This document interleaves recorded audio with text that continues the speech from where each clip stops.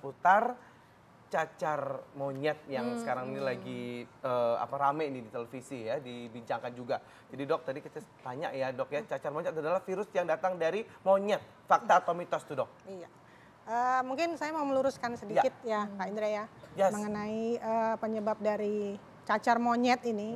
Monyet adalah virus, jadi monkeypox virus, bukan monkeypox virus, bukan Staphylococcus aureus tadi atau yang disebut dengan molluscum contagiosum. Itu adalah penyakit kulit yang disebabkan oleh bakteri. Sementara kalau monkeypox virus ini memang disebabkan oleh virus monkeypox. Jadi itu fakta atau mitos tadi Dok? Pertanyaan saya tadi, cacar monyet ditulari oleh monyet? Ya, jadi kenapa monyet? Karena virus Tapi ini... itu fakta atau mitos tuh Dok? Fakta. Oh itu fakta, memang dari monyet ya Dok? Memang dari monyet. Oh baik-baik, itu kenapa monyet tuh Dok? Ya, iseng. Monyet, itu jadi kenapa aja sih monyet? Itu kita dibilang saudara loh, hati-hati. Jangan capek Dok. Jadi kenapa monyet? Karena pertama kali ini ditemukan di monyet yang ditemukan yang dipakai sebagai hewan penelitian waktu itu. Makanya cacar ini diderita oleh monyet. Oh, gitu. Tapi sebagai binatang yang inangnya tempat virus ini hidup, paling sering itu sebenarnya adalah di tikus malah. Oh gitu, jadi, malah di tikus sebenarnya. Di tikus. Dan binatang-binatang pengerat lainnya seperti tupai gitu, itu juga bisa. Dan memang monyet adalah salah satu juga sebagai inang dari tempat hidupnya virus ini. Nah Dok, banyak anggapan masyarakat yang beredar katanya cacar monyet dapat menyebabkan komplikasi penyakit. Fakta atau mitos? Fakta. Fakta. Jadi ada penyakit lain lagi bisa timbul ya Dok? Iya. Kenapa Dok? Maaf ya Dok ya, kita soalnya worried banget nih Dok, anak-anak kita khusus kita juga ya. Iya betul, karena kan kejadiannya di negara tetangga kita banget ya. Iya, betul, Dok. Dan pasti sering banget nih ke Singapura. Oh bukan lagi, itu kalau makan sarapan pagi itu di Singapura Dok. Alhamdulillah. Makan malam di Australia. Gitu, banyak Dok. duit. Silakan Dok, lanjut Dok. Jadi komplikasi sebenarnya ini ikutan dari, kalau misalkan penyakit ini tidak diobati, dia akan mengganggu sistem imun tubuh kita, sehingga bisa menimbulkan berbagai macam komplikasi. Komplikasinya cukup berat, bisa mengganggu di saluran pernafasan, pneumonia misalkan, bisa menyebabkan infeksi seluruh tubuh, sepsis, atau infeksi radang otak, encephalitis, bahkan di mata bisa menyebabkan kebutaan. Ya Allah. Dan kalau tidak ditangani dengan baik, malah bisa menyebabkan kematian. Oh gitu. Baik, jadi bisa menyebabkan kematian ya Dok ya.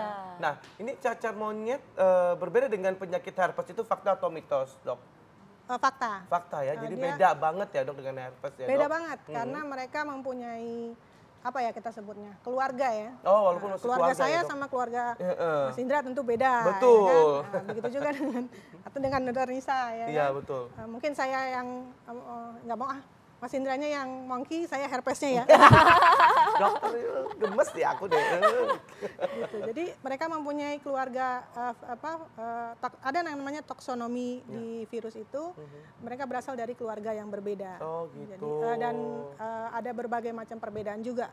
Baik itu dari gejala klinis, kemudian patofisiologi perjalanan penyakit, kemudian tata laksananya juga berbeda. Oh baik. Oke, nah Dok, banyak masyarakat yang beranggapan katanya cacar monyet ini berbeda dengan cacar air. Nah ini fakta atau mitos?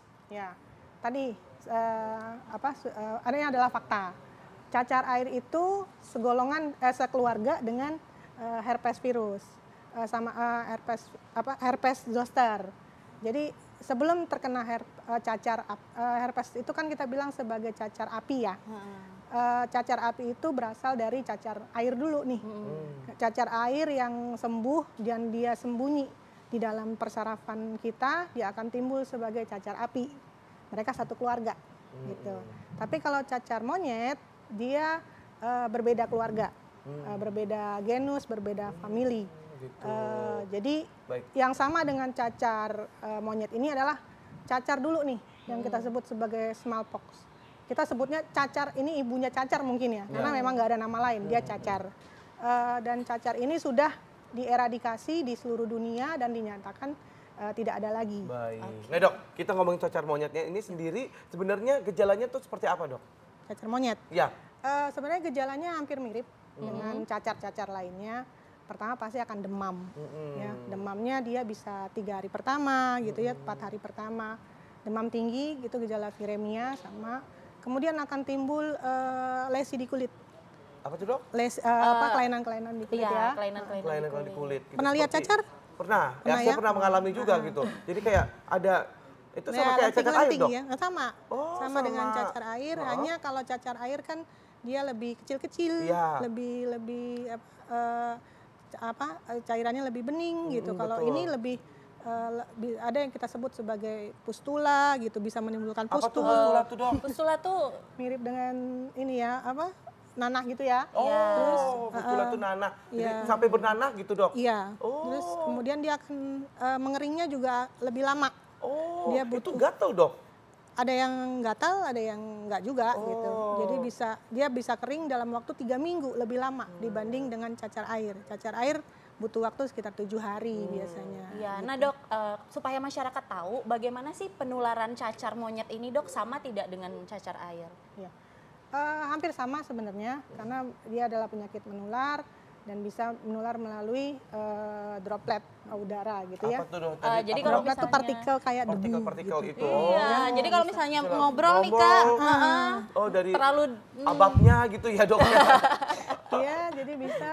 Kemudian, tapi mungkin yang berbeda di sini adalah inang tempat tinggal virusnya tadi ya. Kalau di sentuhan tangan juga bisa ya Bisa. dok ya? Tangan juga bisa. Oh gitu baik. Jadi benar-benar jangan ada kontak gitu dengan yang penyandang penyakit ini gitu ya dok Iya, ya. Nah kemudian dok, ini kalau misalkan antisipasinya seperti apa dok? Kalau supaya terhindar dari cacar monyet ini? Ini pertanyaan penting sih Ya, sebenarnya betul. karena memang apapun penyakit yang ada di luar sana, kita harus menjaga kebersihan diri kita. Nah, itu dia. Personal hygiene ya. Ya. Kita harus menetapkan juga yang namanya kewaspadaan standar nih. Contohnya adalah apa? Seperti apa tuh dok? Cuci tangan. Cuci tangan, betul. Sering cuci tangan nggak? Suka dong dok, apa-apa maksudnya cuci tangan, cuci muka, cuci baju juga dok. Iya, alhamdulillah. Kalau minum vitamin gitu dok? Bisa, mungkin vitamin yang bersifat seperti suplemen ya. Ya. Vitamin C, vitamin D, vitamin E bisa meningkatkan kekebalan tubuh dan mempunyai sifat antioksidan juga kan. Antioksidan Gitu. ya dok. Gitu. Dan itu apalagi tuh dok? Mungkin kalau misalkan ada kasus ya kita juga kan harus waspada nih karena dekat sekali ya. Betul. Kalau nggak salah tadi beritanya malah yang 22 orang yang di karantina di NCID-nya Singapura, pusat sentral infeksi disease-nya itu sudah menyatakan bahwa positif nih. Kemungkinan besar kalau 22 orang ini positif berarti Singapura KLB. Outbreak ya. Kejadian luar biasa. Kejadian luar biasa. Ya, dok, ya. Mungkin ini harus kita antisipasi benar nih. Kalau kita memang kalau bisa tundalah untuk ke sana atau kalau memang harus ya kita menjaga kewaspadaan standar terhadap kesehatan diri kita. Baik. Memakai masker misalkan ya kan. Nah ini dok, kalau misalnya ini dok kalau lagi gatel gitu dok, itu misalnya ya kita terkena cacar gitu, itu hanya pakai bedak aja atau boleh digaruk atau gimana sih dok sebenarnya kalau lagi terkena itu dok cacar?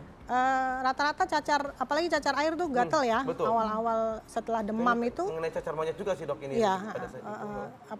itu setelah lesi kulitnya kelainan di kulitnya muncul biasanya gatal ya. Kita sering menggaruk, itu akan menyebabkan iritasi tentunya kan. Kalau kita sering garuk, apalagi kuku kita juga kan banyak mengandung kuman ya. Nah, ada beberapa cara memang untuk mengurangi rasa gatal ini.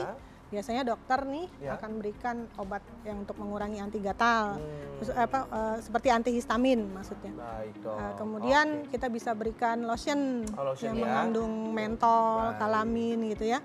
Kemudian salah satunya lagi mungkin yang sering masyarakat pakai yang kenal adalah bedak ya. Bedak itu boleh ya dok ya? Bedak salisil. Boleh ya. Oke, baik dok. nggak terasa Dok, ini nih. kalau mau ngomongin tentang cacar monyet pasti lebih panjang lagi, tapi waktunya nih dok. Iya. Habis ini kita ngobrol lagi ya dok ya. Makasih. Mm-mm. Baik.